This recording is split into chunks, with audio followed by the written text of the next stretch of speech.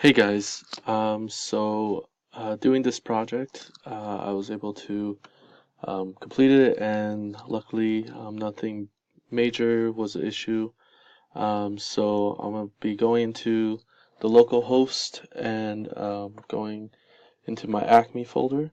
And before actually showing you the site and everything, I just want to let everyone know that one of the biggest issues I had was changing my file directories, because I remember doing this project for my 230 class, and um, I think just moving my project over into the new file that we downloaded, it changed some of my directories. So just be careful, you guys, whenever you guys do that, that you have the right directory. That way the web page knows where to load your stuff from. So going into this, this is obviously the local host, and I go into my Acme folder, and within my support folder I have my template, which you can see right here. So this is the full screen view. If I was to change it into a smaller screen size, this is about, we would see there's no horizontal or vertical scrolling, so it's just that.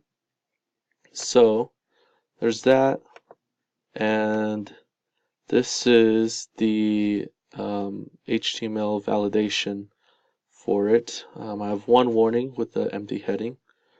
It's not too big of a deal, but obviously that can be fixed very easily. And no problems on the CSS, luckily. And then jumping back in my Acme index, here's my index page.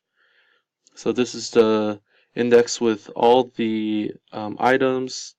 Obviously, I couldn't get the button to load for some reason. And this is what is here.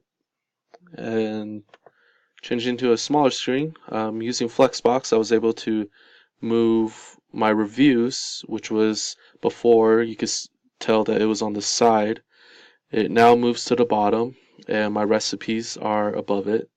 And then the top is this feature.